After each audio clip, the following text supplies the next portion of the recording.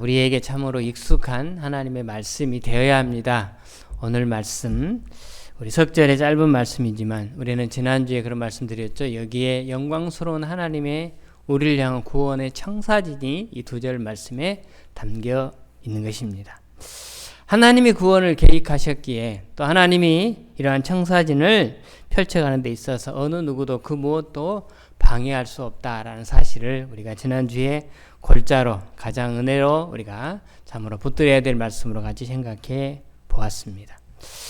하나님께서 당신의 백성들을 위한 구원을 어떻게 세웠으며 또 어떠한 단계를 밟아서 구원 계획을 완성하고 계시는가를 감히 구원받아야 될 죄인들의 입장에 선 저희들이 이렇게 들여다볼 수 있는 놀라운 특권과 또 하나님의 영광을 우리가 허용을 받은 것입니다. 얼마나 위대한 하나님의 영광스러운 계획 앞에 초청받아서 오늘 하나님께서 펼쳐가시는 영광스러운 청사진을 우리가 계속적으로 들을 수 있다는 것, 그 영광스러운 청사진을 우리의 두 눈으로 확인할 수 있다는 것이 얼마나 감사하고 복된 일인가 하는 사실을 우리가 참으로 기쁨으로 받아들여야 할 것입니다. 그렇다면 여러분, 지난주에 그런 말씀 드렸죠. 하나님께서 왜 우리를 구원하셨습니까? 하나님이 우리를 구원하심에 있어서 특별히 목적을 크게 두 가지로 생각해 보았습니다. 첫 번째는 많은 사람들 중에서, 많은 형제 중에서 그분이 그로 하여금 맏아들이 되게 하신다라고 하는 것입니다. 예수님으로 하여금 많은 형제 중에서 맏아들이 되게 하시려고 우리를 구원하셨다라고 하는 것입니다.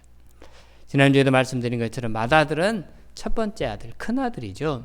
자, 큰아들이라는 의미는 뒤에 따르는 동생들이 있다는 것입니다. 수많은 동생들이 그 뒤를 따르는데 그 뒤에 있는 수많은 동생들이 누굽니까? 저와 여러분들입니다.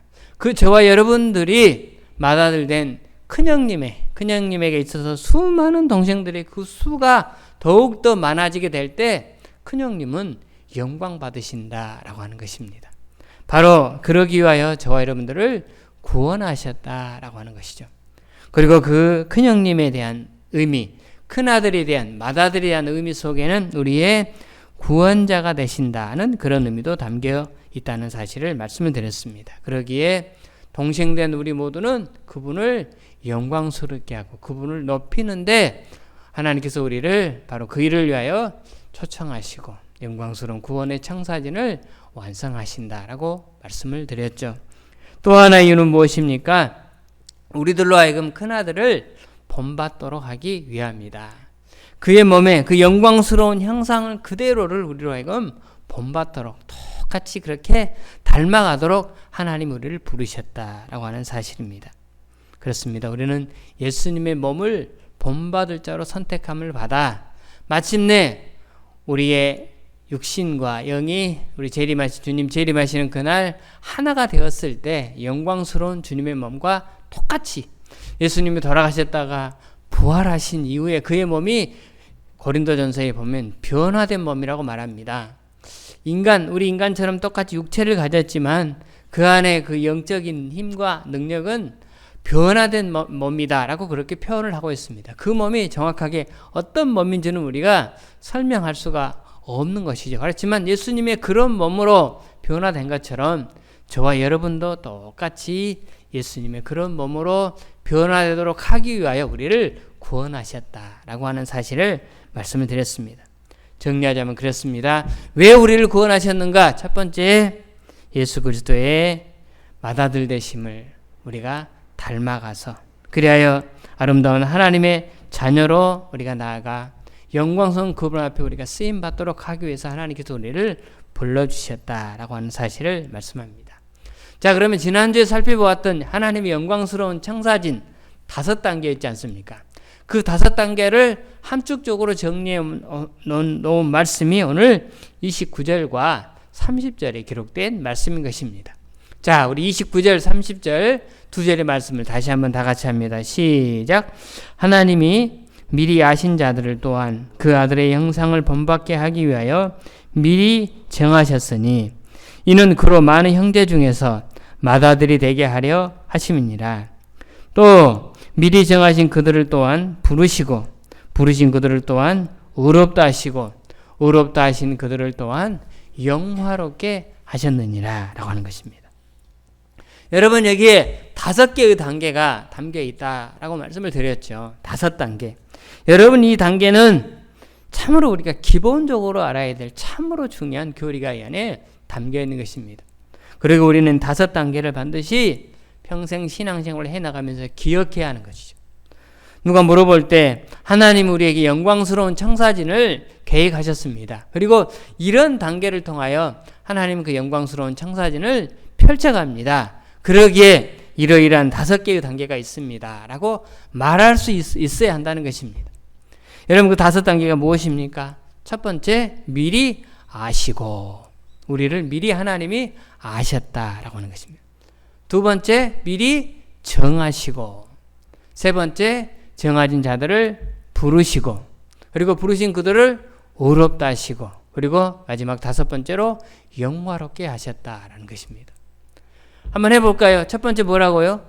첫 번째, 아시고. 두 번째, 정하시고. 세 번째, 부르시고. 네 번째, 의롭다 하시고. 5번째, 영화롭게 하셨느니라. 아시고, 정하시고, 부르시고, 의롭다 하시고, 영화롭게 하셨다. 올해 1년 마칠 때 혹시 교회에서 연말 시험을 치른다면 아마 1번 문제로 나올 상황이 아닌가. 너무나 중요한 말씀인 것입니다. 우리를 하나님이 아셨습니다. 뭘로 아셨습니까? 나를 구원할 자로 아셨습니다. 근데 언제 아셨습니까? 세상을 만들기도 전에, 내가 세상에 태어난 이유가 아닙니다. 아니, 온 인류가 만들어지기도 전에, 아담과 하와가 만들어지기도 전에, 이 세상에 보내지기도 전에 하나님이 태초에 천지를 창조하시니라 라고 하는 말씀하기 이전에 하나님이 나를 아셨다는 거예요. 창세 전에 아셨다는 것입니다. 너는 2000 몇 월 며칠, 2000 몇 년 몇 월 며칠 이 자리에 앉아서 그 목사와 함께 더불어 예배를 드리게 될 것을 하나님이 어쨌다? 아셨다는 거예요. 여러분, 나와 같이 허물 많고 참으로 보잘것없는 존재를 하나님이 아셨다라는 것, 그 위대한 하나님이 아셨다라는 것, 여러분, 얼마나 우리는 하나님의 그 위대함에 초청받은 하나님의 백성임을 우리는 자각해야 하는 것입니다. 그분이 나를 아셨습니다. 그리고 정하셨어요. 구원받을 자로 정하신 것입니다. 세상에 수많은 사람들이 있지만 그 중에 너는 특별히 나의 아들이다, 나의 딸이다 라고 하나님께서 그때 정하신 것입니다. 그리고 세상에 보내서 여러분이 살아가는 모든 환경들을 통하여, 때로는 부모를 통하여, 때로는 어떤 친구들을 통하여, 때로는 남편을 통하여, 때로는 아내를 통하여 하나님께서 우리를 부르십니다. 때로는 어려운 환경들을 통하여, 몸에 어떤 질병이 찾아옴을 통하여 하나님 우리를 부르신 것입니다. 그리고 하나님이 부르심 받은 우리는 신앙생활을 해 나가면서 깨닫게 되는 것이죠. 무엇을 깨닫습니까? 내가 하나님 앞에 너무나 큰 죄인임을, 정말 그분 앞에 아무도 설 수 없는 아무것도 내놓을 수 없는 그러한 초라한 존재라는 사실을 깨닫고 우리 자신들을 하나님께 드릴 때 하나님은 우리의 그 몸을 받으시고 너를 의롭다 하신 것입니다. 그리고 마침내 우리를 영화롭게 하는 자리, 예수 그리스도와 똑같아지는 우리의 몸으로, 우리의 영혼으로, 육체와 영혼으로, 바로 그 몸으로 변화시키는 그날까지 우리의 삶을 인도하신다라고 하는 게 하나님의 영광스러운 창사진 것입니다. 바로 이 말씀이 오늘 2절의 말씀에 함축적으로 담겨 있다라는 것입니다. 여러분, 그러기 우리는 이 사실을 꼭 기억해야 합니다. 여러분이 영광스러운 5단계 아시고 정하시고 그리고 부르시고 의롭다 하시고 영화롭게 하셨다라고 하는 것은 끊을래야 끊을 수 없습니다. 그래서 지난주에 와필드 박사 얘기했죠. 그가 말하기를 끊어질 수 없는 5개의 고리로 만들어진 금사슬, 이게 바로 하나님이 정해놓은 영광스러운 창사진 것입니다. 중간에 가다 끊을 수 없어요. 어느 누구도 끊을 수 없습니다. 왜요? 하나님이 계획하셨기 때문에, 하나님이 그걸 만들어 놓았기 때문에 여러분 스스로들이 다 한다 할지라도 하나님은 다시 우리를 돌이킵니다. 어떤 상황들을 통해서라도 우리를 다시 돌이켜서 이 여러분이 끊으려고 하는 그 고리를 하나님이 다시 연결시킵니다. 그리고는 마침내 영광스러운 그 복된 자리, 영화롭게 되는 그 자리까지 우리를 이끄시는 것입니다. 이것이 바로 참으로 우리를 향한 하나님의 놀랍고 위대한 계획이심입니다. 우리는 이러한 사실을 분명히 인식하고 앞으로 인생의 남은 시간들을 살아가게 될 때 얼마나 큰 위안이 되고 힘이 되고 때로는 얼마나 큰 능력이 되는가를 우리가 체험하게 될 것입니다. 여러분, 우리는 그 사실을 꼭 기억하십시오.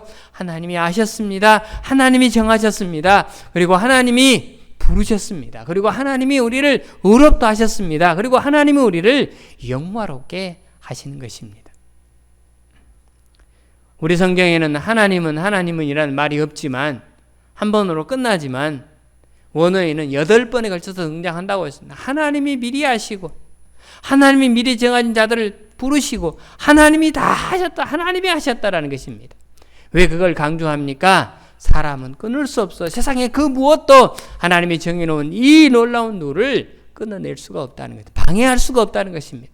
그 어떤 것이 방해를 한다 할지라도 하나님이 그 계획 가운데는 절대로 변함이 없다라는 사실을 우리로 하여금 깨닫고 인식하고 감사함으로 그 능력으로 살아가라고 오늘 이 말씀을 우리 가운데 선포하는 것입니다. 자, 그러면 오늘도 우리가 핵심적으로 붙여야 될 말씀이 또 하나가 있는데요. 28절 말씀이죠. 여러분, 28절 우리는 잘 아실 것입니다. 여러분, 28절 말씀 한번 다 같이 한번 해보도록 하겠습니다. 시작. 우리가 알거니와 하나님을 사랑하는 자 곧 그의 뜻대로 부르심을 입은 자들에게는 모든 것이 합력하여 선을 이루느니라. 여러분, 많이 들어왔을 거예요. 그리고 이미 머릿속에 암송하고 계실 것입니다. 그리고 저는 이달의 암송 말씀으로 오늘 여기 있는 8장 28절 말씀을 선택했습니다. 여러분이 한 달 내내 우리가 이 말씀을 붙들어야 되고 이 말씀을 묵상하면서 이 10월을 우리가 보내야 할 것입니다.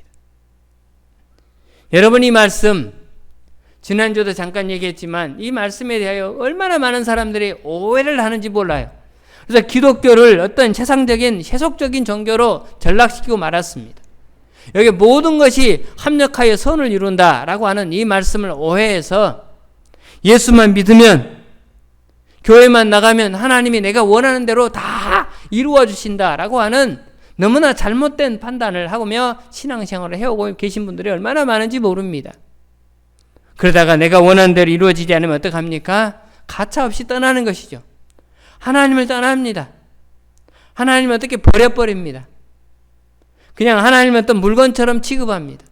내가 좋으면 내가 손에 쥐고 내 입에 달면 빨고 내 입에 쓰면 뱉어버리는 그런 하나님으로 오해하는 것입니다.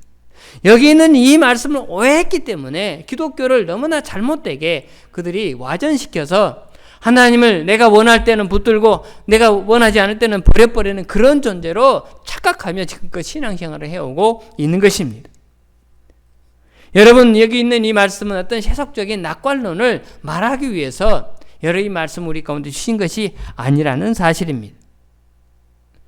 여러분, 그동안 우리가 예수님을 안 믿어서 힘들었습니까?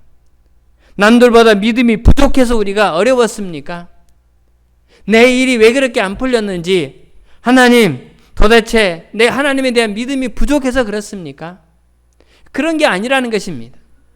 이걸 잘못 오해하면은 어떤 잘 되는 사람은 야, 사람이 믿음이 좋아서 저렇게 잘 되는 것이고 내 일이 안 풀리고 자식 일이 잘 안 풀리고 부모님 건강치 못하고 그러면 나는 믿음이 없어서 그런 것이다. 하나님이 나를 벌 주셨구나. 이런 식으로 오해하는 것입니다. 여러분이 말씀은 그런 의미로 우리 가운데 주신 것이 아닌 것입니다.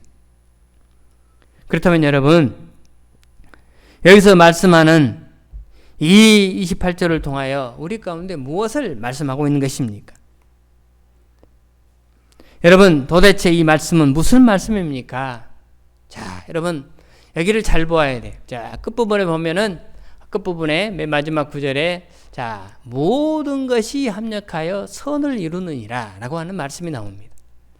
여기 나오는 모든 것. 여러분, 모든 것이 무엇입니까? 내게 벌어지는 모든 일이죠. 내가 한 모든 일의 결과입니다.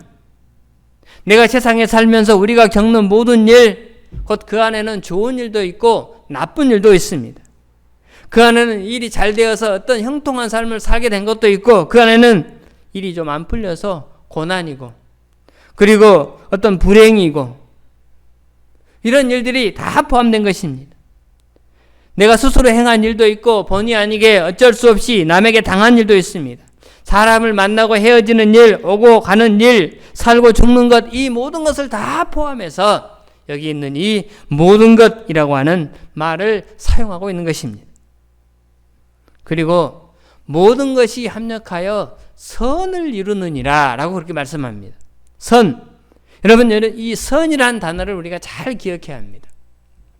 선. 자, 여기서 말하는 선은 무엇이냐? 선. 착할 선자가 아니에요. 여기서 말하는 선은 굿입니다. 굿. 좋은 일입니다. 굿. 좋은 일. 모든 것이 합력하여 좋은 일을 우리 가운데 주신다는 것입니다. 자, 내게 벌어진 모든 수많은 사건, 사고들이 있었습니다. 지난날 살아면서 수많은 경험들이 있었습니다. 그것들이 다 모아져서 마침내 아름다운 좋은 일을 우리 가운데 주신다는 것입니다. 그러면 그 좋은 일이 무엇입니까?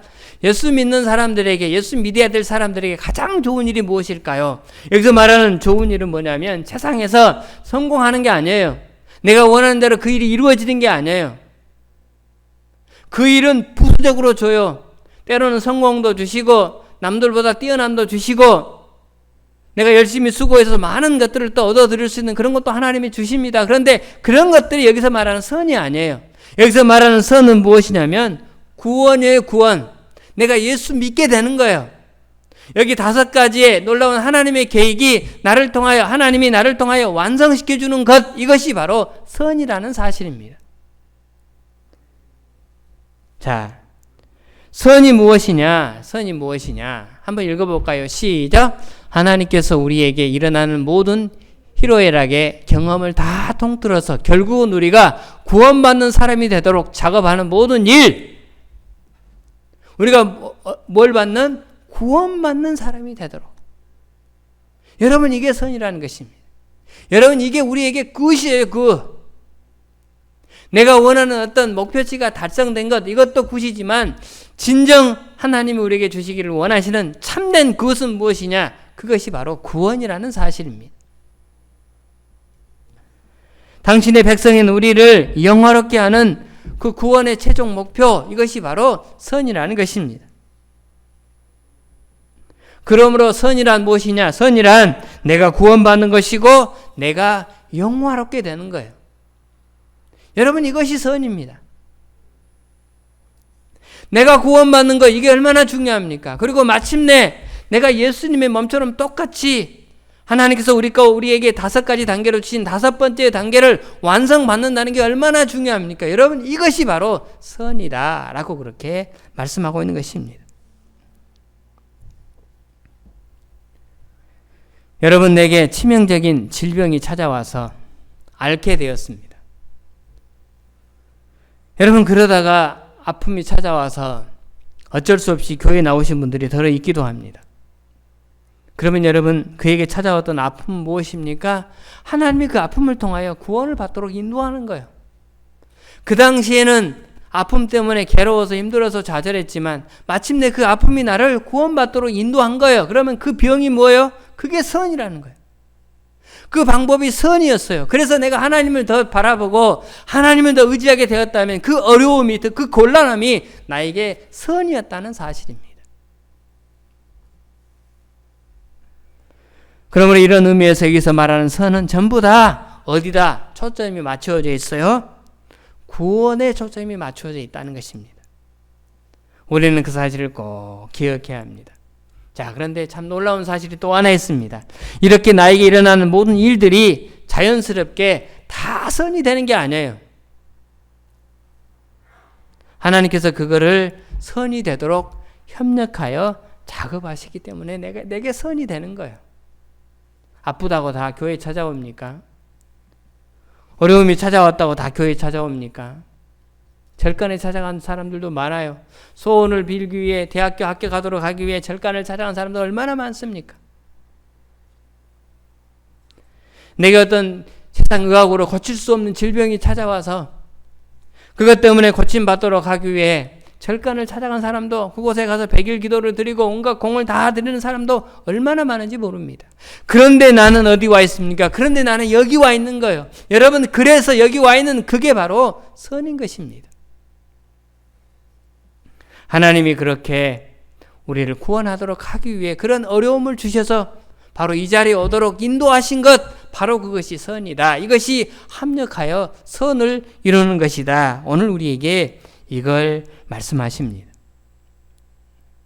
그렇다면 여러분, 여기서 우리가 구원을 받는 5개의 단계를 아까 설명을 했죠.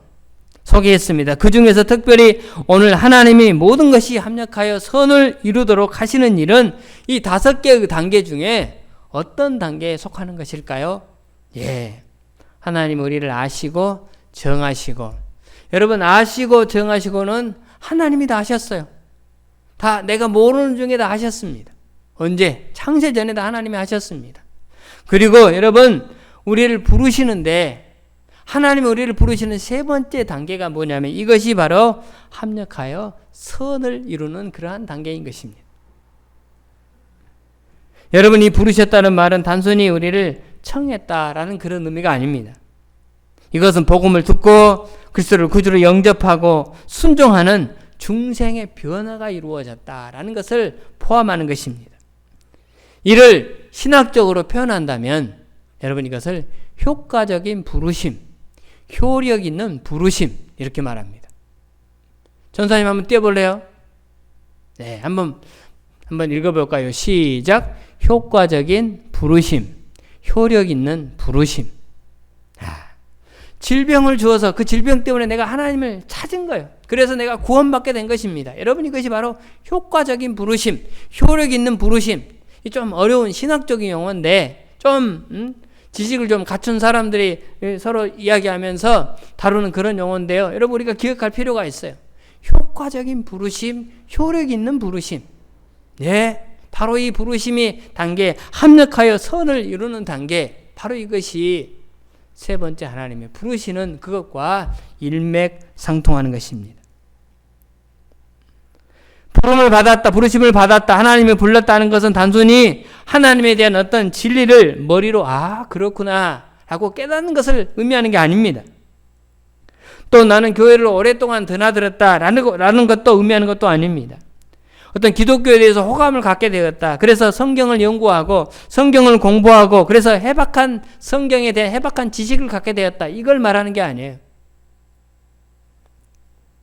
여기서 말하는 부르심은, 이 부르심을 진짜 받은 사람은 근본부터 변화가 되어 있습니다. 하나님의 부르심을 진짜 받은 사람은 어떤 변화가 나타나요. 어떤 변화가 나타납니까? 28절에 한 가지 그 변화를 암시하는 단어가 나와요. 그것이 여러분 뭐냐면 우리가 알거니와 그 다음 하나님을 뭐하는 자? 하나님을 뭐하는 자요? 사랑하는 자. 하나님의 부르심을 받은 자가 나타나는 그의 삶의 변화는 반드시 어떻게 돼 있어요? 누구를 사랑하게 돼 있어요? 하나님을 사랑하게 돼 있다는 거예요. 오늘도 하나님을 사랑하니까 그 하나님을 사모해서 우리가 이 자리에 나온 것입니다. 이게 없으면 내가 하나님의 부르심을 받았다? 아니요. 이게 없으면 문제가 있는 거예요.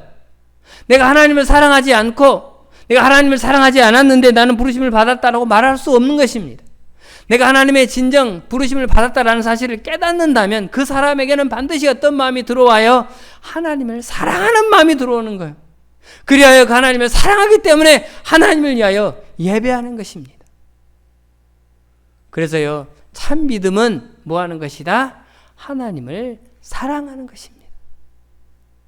참 믿음은 반드시 하나님을 사랑하게 되어 있습니다. 부르심을 진짜 받은 사람은 당연히 하나님을 사랑하는 자가 자동적으로 되기 때문입니다.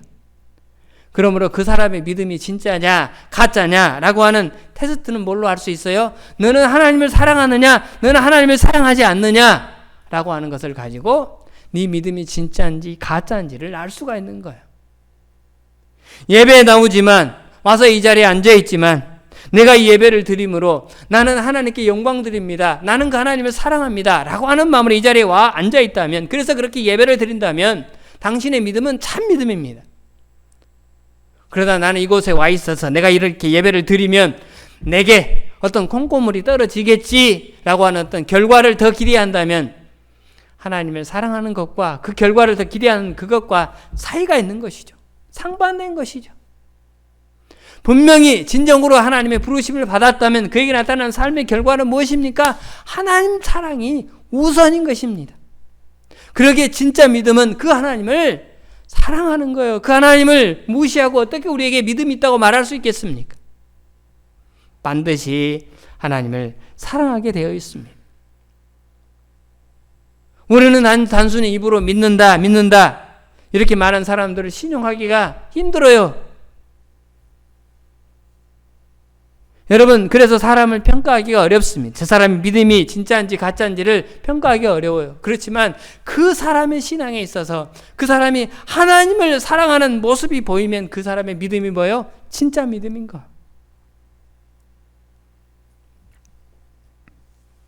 그러므로 참 믿음은 사랑으로 역사하는 것입니다. 하나님을 사랑한다는 것은 이 모든 것을 포함하는 것입니다. 하나님을 사랑하면 그 안에 하나님에 대한 지식과 하나님에 대한 신뢰와 하나님에 대한 순종으로 나아가는 것입니다.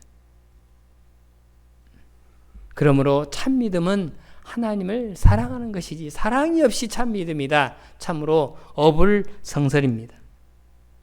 그렇습니다. 믿는 자는 하나님을 사랑하니까 하나님께 순종하게 되고 하나님을 사랑하니까 하나님을 기쁘시게 하는 자로 나아가는 것입니다. 그러므로 그의 삶에 이러한 변화가 일어날 때 그 사람을 가리켜서 그는 하나님의 뜻대로 부르심을 받았다라고 말할 수가 있는 것입니다. 우리가 하나님을 사랑하는 것, 하나님을 사랑하도록 부르신 것, 바로 이것을 여기서 부르셨다라고 하는 세 번째 단계의 모습으로 설명하고 있습니다. 여러분, 우리들 스스로에게 나에게는 이런 변화가 있었는가라는 사실을 내 스스로에게 한번 질문을 던져보고 나를 살펴보시기 바랍니다. 내 안에 하나님을 사랑하는가? 아니면 다른 어떤 콩고물을 우선해서 그것을 위해서 내가 이 자리에 앉아 있는가? 여러분, 이것은 참으로 우리에게 있어서 내 구원을 가늠하는 참으로 중요한 시금석이 된다는 사실을 우리는 꼭 기억해야 합니다. 그런 면에서 부르심의 단계는 강제성이 동반될 때가 많이 있어요. 왜요? 여러분, 왜 그럴까요? 여러분, 하나님을 사랑하는 마음이 저절로 생길까요? 그렇지 않아요. 나는 내일을 제쳐놓고 하나님 우선입니다. 하나님 제일입니다. 라고 하는 마음이 우리 안에 본능적으로 가지고 계실까요? 그렇지 않아요. 로마서 1장에서도 우리가 살펴본 바와 같이 여러분, 인간은 원래 하나님을 알면서도 그분을 영화롭게 하는 것을 싫어한다고 했습니다. 하나님의 존재에 대해서 본능적으로 알아요. 그러나 하나님 말씀에 순종하며 살아가는 것은 우리가 싫어해요. 왜요? 아담의 본능을 우리가 갖고 세상에 태어났기 때문에. 그러므로 구원받기 이전에는 하나님이 우리를 부르시는 사건과 우리가 가지고 있는 본능과 상충되며 둘이 부딪힐 수밖에 없는 거예요. 그런데 누가 이겨요? 하나님이 미리 정하시고 미리 아시고 미리 정하신 자들을 하나님이 부르실 때 우리는 거기에 대해서 반감을 가지고 떠나려고 하는데, 여러분, 그 싸움에서 누가 이깁니까? 당연히 하나님이 이깁니다. 왜요? 하나님이 계획하셨기 때문에. 그래서 하나님이 아시고 하나님이 정하신 자들은 반드시 어떻게 돼 있어요? 여러분, 반드시 영화롭게 되게 돼 있는 거예요. 그런데 부르심의 단계에서 부딪히는 일들이 많아요. 곤란한 일들이 많아요. 왜요? 깨달음이 없고 알아도 돌아오기를 우리가 싫어하기 때문에. 하나님은 언제부터 우리를 불렀어요? 진즉부터 불렀죠. 진즉부터 하나님은 우리를 불렀습니다. 세상에 태어나는 그 순간에도 이미 하나님은 우리를 부르시고 계속적으로 부르셨습니다. 그런데 나는 그 부르심에 반응하기를 두려워했고 거기에 대한 반감을 갖고 늘 하나님을 등져서 살아갔고, 그렇게 지금껏 버텨왔습니다. 그러다가 마침내 나는 여기 와 있더라는 거예요. 네요. 누가 이긴 거요? 하나님이 이긴 겁니다. 마침내 이길 거예요. 또 여러분들이 이 자리를 떠났다가 어디론가 떠났다가 나는 도저히 다시 돌아오려고 하지 않았음에도 불구하고 다시 돌아올 거예요. 왜요? 하나님이 반드시 이기시게 돼 있는 거예요. 여러분, 이것이 바로 강제적인 부르심입니다. 그러기 전에 우리는 적극적으로 우리 자신들이 하나님의 부르심에 동참해야 하는 것입니다. 왜요? 하나님이 정해놓은 그 구원의 청사진은 절대 변함이 없기 때문인 것입니다. 그러므로 우리를 하나님은 부르십니다. 심지어 무엇까지도 가지고, 여러분이 지은 죄까지도 가지고 우리를 부르시는 거예요. 우리가 죄 짓고 살면 안 되죠. 하지만 어쩔 수 없는 상황에 우리가 죄를 짓게 됩니다. 그렇지만 하나님이 그 사람의 지은 죄를 가지고도 나를 부르시는 그 일에 사용하시는 것입니다. 사랑이 저만치간에, 기억나죠? 사랑이 저만치간에, 그 다음에 잘 가사 생각이 안 나는데, 유명한 가수였죠. 그 사람이 마약을 해서 대마초인가 뭔가 정확하게 모르겠습니다만 깜방에 갔어요. 그리고는 그 안에서 누구를 만났어요? 주님을 만난 거예요. 하나님을 만난 거예요. 사람이 180도 달랐어요. 이제는 주의 복음을 위하여 살아갑니다. 유흥 가수로 나오지도 않잖아요.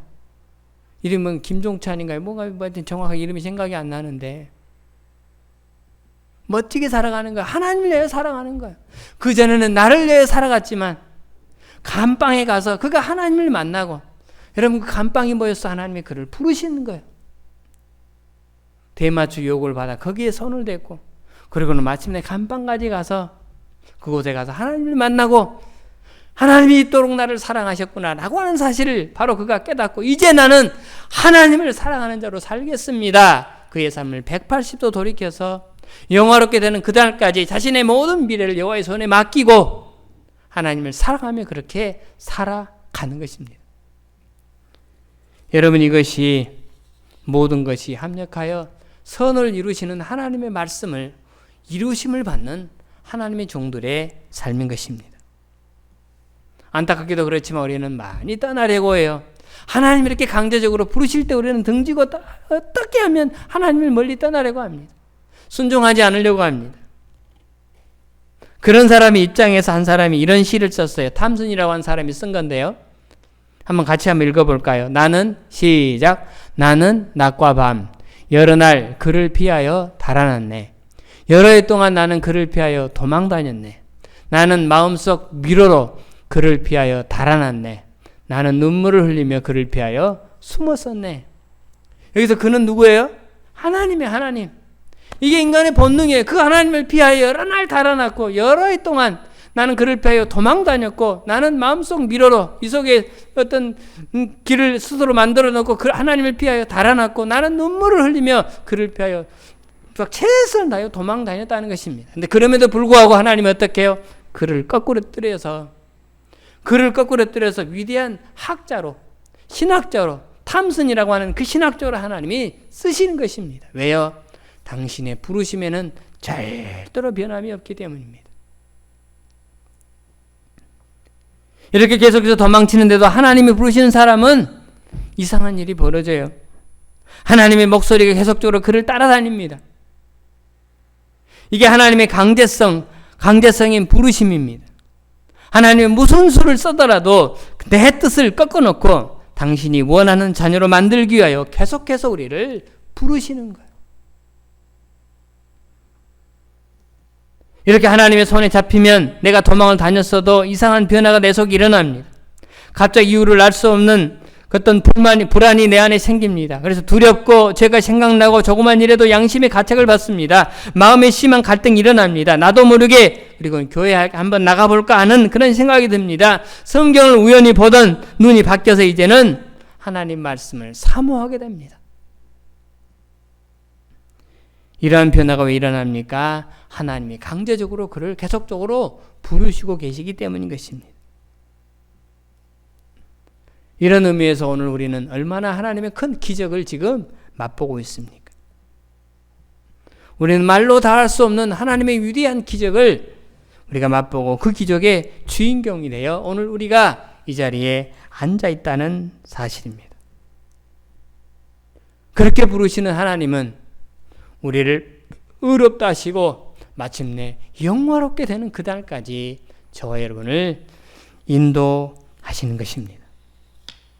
이 생에 끝나는 그날 영과 육이 분리되어 잠시 흙에 있지만 우리 주님 재림하시는 그날 우리 몸이 다시 살아나고 하늘에 있는 영혼과 다시 합일이 되어 예수 그리스도의 변화된 그 몸으로 완벽하게 우리는 변화되는 것입니다.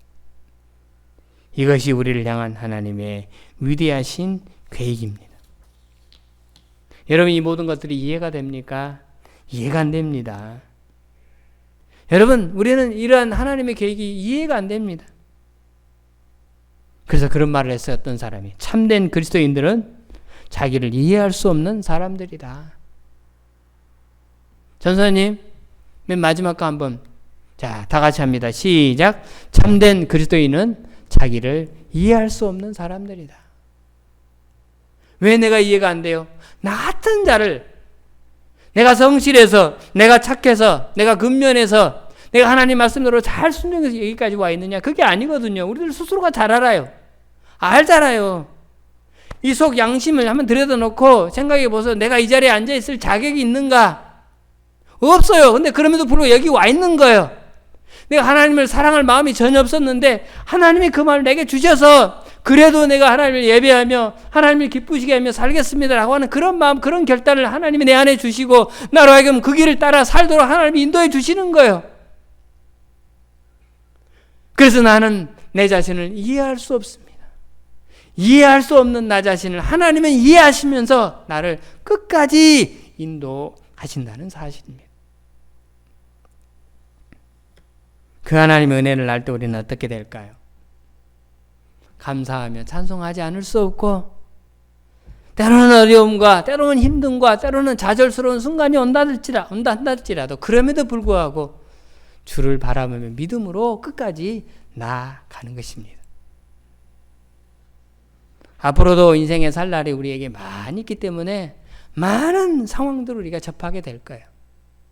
그렇지만 그 모든 것들을 합력하여 나를 가장 영광스러운 구원받은 그런 존재로 인도하기 위하여 하나님이 내게 벌어지는 모든 일들을 사용해서 합력하여 구원을 완성하시는 일임을 우리가 기억하게 될 때 하나님 도대체 나를 왜 이렇게 아니 왜 꼭 이렇게만 해야 됐나요? 하고 하나님을 원망하는 일이 전에는 100%였지만 이제는 70%, 50%, 30%, 20% 점점점 줄어들게 될 거예요. 그리고는 언젠가는 이해하게 됩니다. 오늘 말씀의 맨 처음에 이런 말씀이 나와요. 우리가 알거니와 한번 따라서 할까요? 알거니와 예. 우리가 알거니와 우리가 안 돼. 뭘 알아요? 여러분 뭘 압니까? 우리가 아는 게 뭐 있습니까? 예, 한치 앞은 모르지만 우리의 끝은 아는 거예요. 여기서 말하는 안다는 것은 끝이라는 겁니다. 그 끝이 뭡니까? 영화롭게 되는 거예요. 하나님 앞에 영광스러운 존재로 예수님의 몸과 똑같은 신령한 몸으로 변화될 것을 우리가 지금 안다는 거예요. 끝은 압니다. 그러나 잠깐 앞에는 모릅니다. 잠깐 앞에는 몰라요. 그러나 마침내는 다 아는 것입니다. 다 알기 때문에 우리는 이 땅에서 어떻게 살아갑니까? 한치 앞을 바라보고 사는 게 아니고 먼 미래, 완벽하게 완성될 미래의 소망을 두고 우리는 고개를 하늘로 들고 날마다 주와 동행하며 그렇게 살아가는 것입니다. 바로 이것이 이 땅에서 가장 성공한 성도의 삶인 것입니다. 세상에 부러운 것들이 얼마나 많습니까? 우리보다 뛰어나고 가진 것들이 많은 사람들이 얼마나 많습니까? 그래서 때로는 그들이 부럽고 왜 나는 금수저가 아니었던가, 때로는 우리에게 좌절스러운 그런 순간들도 있었을 것입니다. 하지만 이제는 우리에게 역전의 기회가 있다는 사실을 기억하며 바로 거기에 소망을 두고 다시 한번 저와 여러분의 고개를 하늘로 들고 하늘의 소망을 삼고 찬송하며 남은 인생 주와 동행하면서 날마다 하나님을 기쁘시고 그분을 사랑하시는 일에 최선을 다할 때 땅의 필요를 채우시는 하나님의 역사를 날마다 누리며 사시게 될 것입니다. 확신을 갖고 믿음으로 걸어가는 저와 여러분의 귀한 미래들이 다 되시기를 주님의 이름으로 축복합니다. 하나님의 그 은혜를 아는 사람 이렇게 찬양하지 않을 수 없죠. 나 같은 죄인 살리신 주 은혜 놀라워. 우리 305장 찬양하며 준비하신 예물 드리도록 하겠습니다.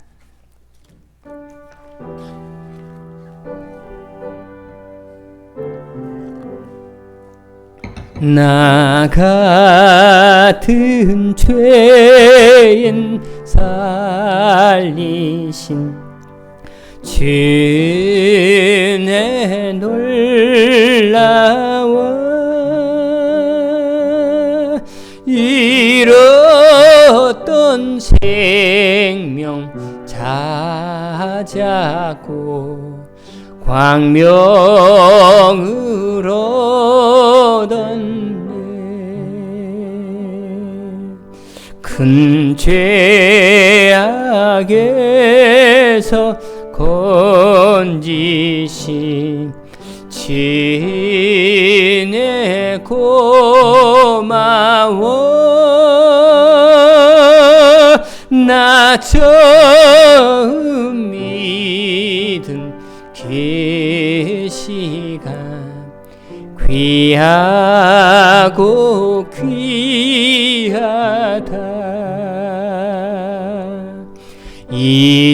이제껏 내가 산 것도 주님의 은혜라. 또 나를 장차 본향에 인도해 주시리.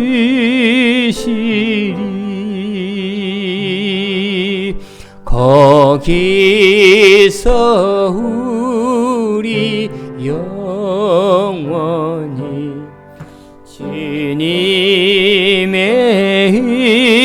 은혜로 해처럼 밝게 살면서 주 찬양하리라.